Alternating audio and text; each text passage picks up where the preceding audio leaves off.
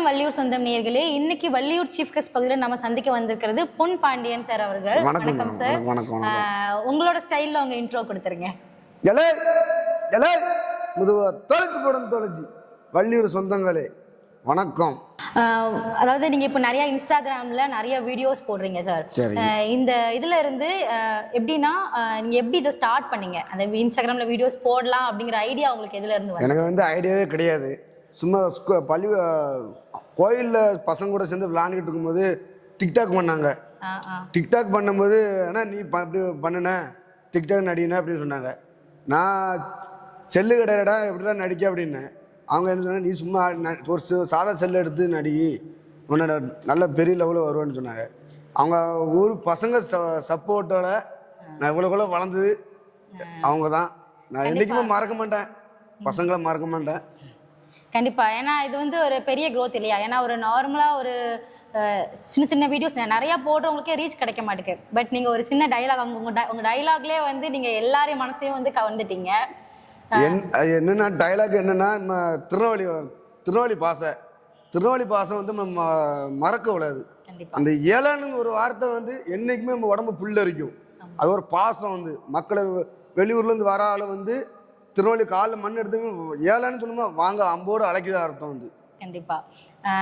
நீங்க இப்போ கரண்ட்லி வந்து இன்ஸ்டாகிராம் மட்டும் தான் பண்ணிட்டு இருக்கீங்களா? இல்ல யூடியூப்லயும் அப்பப்பவும் போடுவோம். யூடியூப் வீடியோஸும் நீங்க போடுறீங்க இல்லையா? இந்த முதுக தொலைச்சு அப்படிங்கிற வார்த்தைக்கு வந்து நிறைய பேருக்கு அர்த்தம் கிடையாது. திருநெல்வேலி உள்ளவங்களுக்கு தெரியும், பட் வெளியூர்ல இருந்து பாக்குறவங்களுக்கு அர்த்தம் தெரியாது.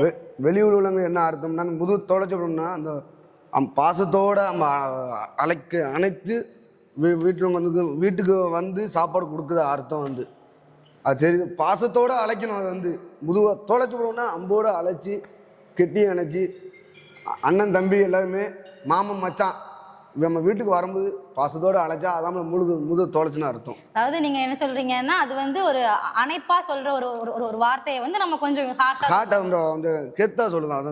அந்த மாதிரியான ஒரு வார்த்தை. அதாவது திருநெல்வேலினாலே அப்படிதானே? ஆமா, திருநெல்வேலி ஒரு கெத்து வராண்டாமா. திருநெல்வேலிக்காரன்னு சிங்கம் இல்ல. திருநெல்வேலியில உள்ள ஆல்ரெடி பயங்காட்டி வச்சிருக்கோம் எல்லாரையுமே. திருநெல்வேலியா அருவாதான் குத்துதான் அப்படிங்கிற மாதிரி பயங்காட்டி வச்சிருக்கிறதுனால அப்படிலாம் இல்ல. திருநெல்வேலிக்காரங்க அருவா எடுக்கணும்னு அர்த்தம் இல்ல.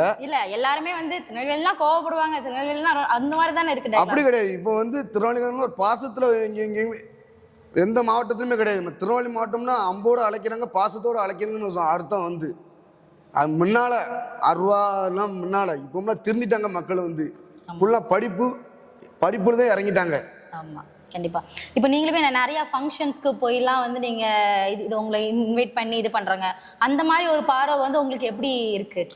அந்த பார்வை வந்து எனக்குன்னு இல்லை, அந்த மரியாதை வந்து மக்களுக்கு தான் சேரணும். எல்லாமே தமிழ்நாட்டு மக்களுக்கு தான் சேரணும். அவங்க தான் எனக்கு சப்போர்ட் பண்ணாங்க. அவங்கள முயற்சினால தான் நான் அவ்வளோ வளர்ந்தது காரணம். கண்டிப்பா. மெயினாக என்ன சொல்லணும்னா, மெயினாக எல்லாருமே சொந்தம் தான். அனைத்து பேரும் சொந்தம் தான். அனைத்து பேரும் நம்ம சப்போர்ட் பண்ணலாட்டா இந்த உங்கள்கிட்ட நான் பேசியிருக்க மாட்டேன். நான் யாரும் நீங்கள் வரேன்னு தெரிஞ்சிருப்பீங்க. அதே தான். கண்டிப்பா. இப்போ இன்ஸ்டால வந்து நிறைய பேர் வீடியோஸ் போடுவாங்க. இப்போ நீங்க வந்து எந்த இடத்துல இருந்து, அதாவது இந்த எல்லாருக்குமே வீடியோஸ் வந்து நீங்களுமே ஒரு 100 வீடியோஸ் போட்டிருப்பீங்க. அதுல இருந்து ஒரு வீடியோஸ் வந்து இதா இருக்கும். அப்படி உங்களுக்கு கிளிக்கான ஒரு வீடியோ, அதுல இருந்து நீங்க எடுத்துக்கிட்ட ஒரு விஷயங்கள் வந்து அந்த வீடியோ இந்த ஒரு வீடியோல என்ன லுக்கா தூக்கி விட்டுச்சு. என்ன வீடியோனா, வள்ளியூர்ல ஒரு பையன் மனோஜ், அவன் வந்து என்கிட்ட சும்மா ஏனதானமாக பேசிட்டு இருந்து, நீனாவா போட்டு போக்கும் அந்த போட்டுக்கும் நீ ராதாபுரம் ரவுடியா நாங்குநீர் ரவுடியான்னு போட்டி வந்துச்சு. ஆனால் பைபாஸ் ரோட்டில் வச்சு ஒரு வீடியோ போட்டேன். அந்த சொன்ன வீடியோ தான் இவ்வளோ கூட டெவலப் ஆச்சு. அதேமாரி இன்னொன்று இருக்குது, மணி மேஸ்திரி. முக்கியமாக மணி மேஸ்திரி மீனா வீடியோ எனக்கு இவ்வளோ கூட தூக்கி விட்டுச்சு. இந்த 2 வீடியோ தான். அதுக்கப்புறம் வேறு கண்டினியூவா போட்டுக்கிட்டு இருக்கு. இப்போ இந்த ஷாப்க்கெல்லாம் நிறைய பேர் இன்ஃப்ளூயன்ஸ் பண்ணுவாங்க. அந்த மாதிரி நீங்க உங்களோட இதில் இருந்து இன்ஃப்ளூயன்ஸ் பண்றீங்களா? ஆமாம், நானும் 2-3 கடைக்கு பண்ணியிருக்கேன். அவங்க கேட்ட மொதல் வார்த்தை என்ன கேட்பாங்கன்னா, உங்களுக்கு அமௌண்ட் எவ்வளோன்னு கேட்பாங்க. உங்களுக்கு அமௌண்ட் எவ்வளோ, உங்களுக்கு என்ன கேட்பாங்க. நான் ஒரே வார்த்தை சொல்லுவேன், நீங்கள் தரது தாங்க.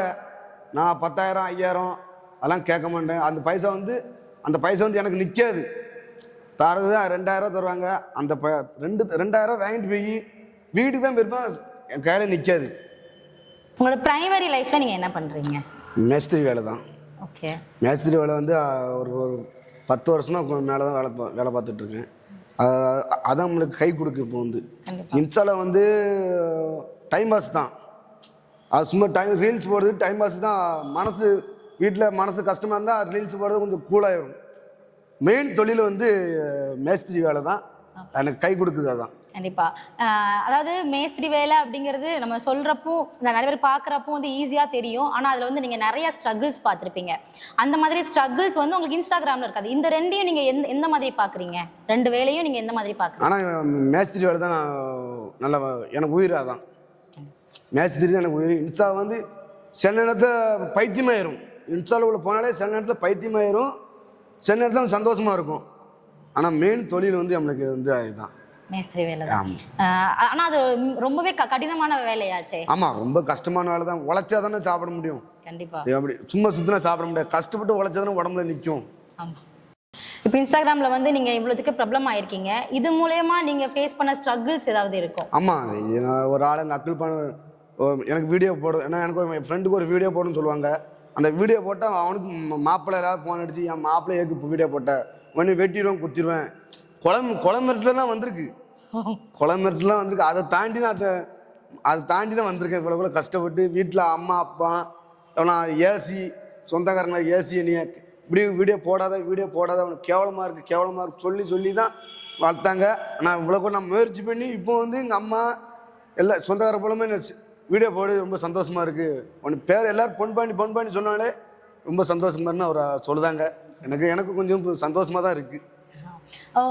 உங்க வீட்டுல இதுக்கு வந்து எந்த அளவுக்கு உங்களுக்கு எதிர்ப்பு தெரிவிச்சாங்க சார்? எதிர்ப்புன்னா கூட வந்து தங்கச்சி எனக்கு எதிர்ப்பு தெரிவிச்சாங்க பயங்கரமா. வீடியோ போடாதன்னு ஃபர்ஸ்ட் எல்லாருமே நக்கல் பண்ணி சிரிச்சாங்க, எதுவுமே பண்ணாங்க.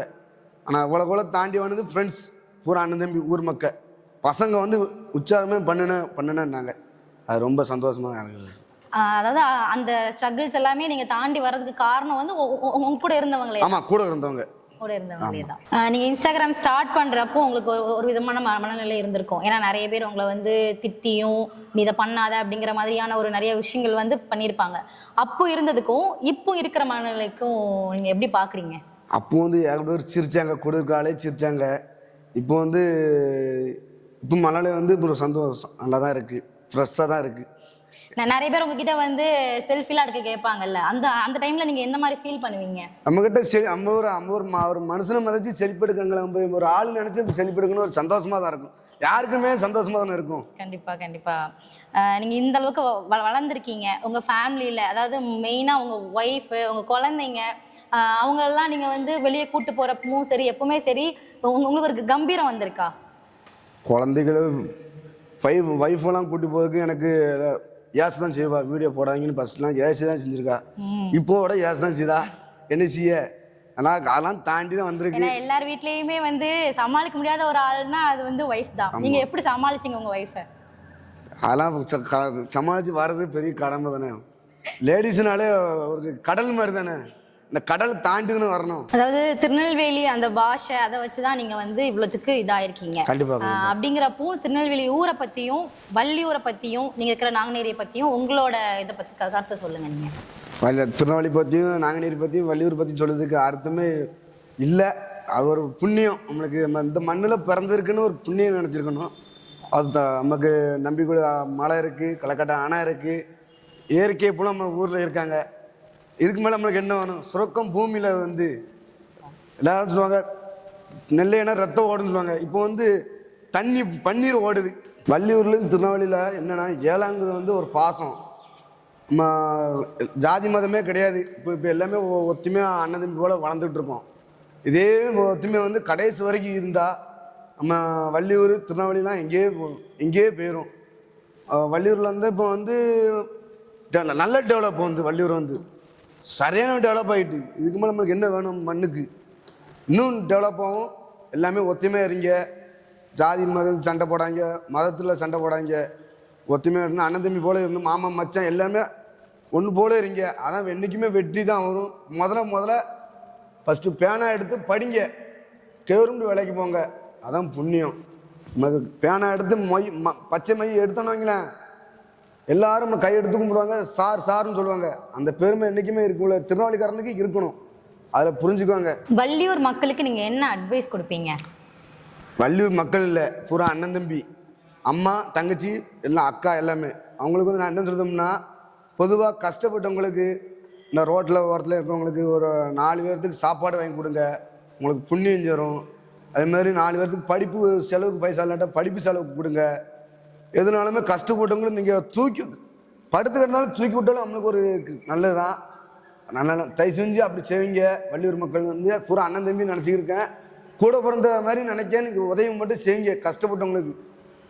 கஷ்டப்பட்டவங்களுக்கு செஞ்சு செய்ய செய்ய நம்ம நல்லா இருப்போம், நம்ம பிள்ளைகளுக்குலாம் நல்லா இருக்கும். சொல்லுதை கேளுங்க, இல்லாட்டா முதுவா தொலைச்சு போடும் தொலைச்சி, அலே முதுவா தொலைச்சு போடும் தொலைச்சி. நீங்க வந்து மேஸ்திரின்னு தானே சொன்னீங்க. அதாவது எனக்கு வந்து வீடு கட்டணும், ஒரு 2 BHK கட்டுறதுக்கு எவ்வளோ செங்கல் தேவைப்படும்? ஒரு 10,000 செங்கல் ஆகும், 20,000 செங்கல் ஆகும். 20,000 செங்கல் வச்சு எத்தனை ஸ்கொயர் ஃபீட்ல வீடு கட்டுவீங்க? 20,000 செங்கல் வச்சு என்ன இதை எடுத்துலன்னா 1000 சதுரடி இப்படி கட்டலாம், 2000 சதுரடி கட்டலாம். அம்மா இஷ்டத்துக்கு பதில் கட்ட வேண்டியதுதானே. ஆமா அம்மா இஷ்டம் தானே. அம்மா அம்மா நமக்கு மேஸ்திரி, நான் கெட்டது தானே. யாரு கேட்பா? யாரு? மணி மேஸ்திரியா? ஆமா மணி மேஸ்திரி தான். இப்போ சிவில் இன்ஜினியரே தேவையில்லை வீடு கட்டுறதுக்கு. நாங்க இருக்கும்போது என்ன இன்ஜினியர் தேவையில்லை. நாங்க நீங்க இருக்கும்போது இன்ஜினியர் தேவையில்லைன்னா அப்புறம் யாரு பிளான் போட்டு கொடுப்பா? பிளானு நாங்க தான் போடுவோம். எங்களை மிஞ்சி யாருமே இல்லைல்ல. அப்போ பேப்பர் பென்னு இதுக்கு தேவையில்லை. அதெல்லாம் வேஸ்ட். நாங்களும் கரண்டி வச்சு டேப் வச்சு அளப்போம், அதை வச்சு இது அளப்போம், கோடு போட்டு அங்க போவோம் இங்க வரும்.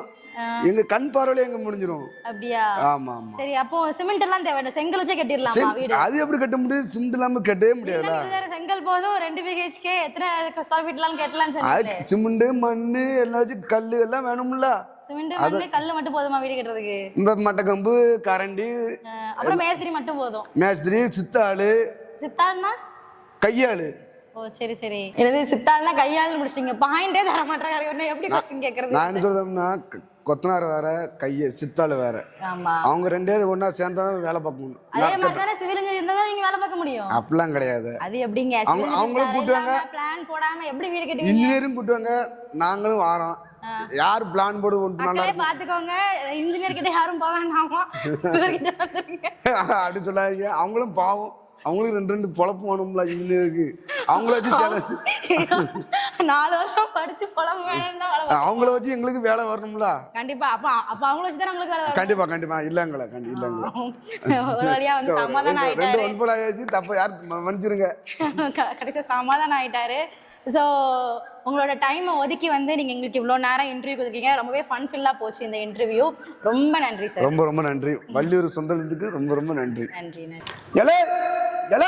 முதுவா தொலைச்சு போடணும் தொலைச்சி. வள்ளியூர் சொந்தங்களுக்கு வணக்கம். இது நம்ம வள்ளியூர் சொந்தங்கள் வந்து எல்லாத்துக்குமே கஷ்டப்பட்டவங்க செய்தாங்க.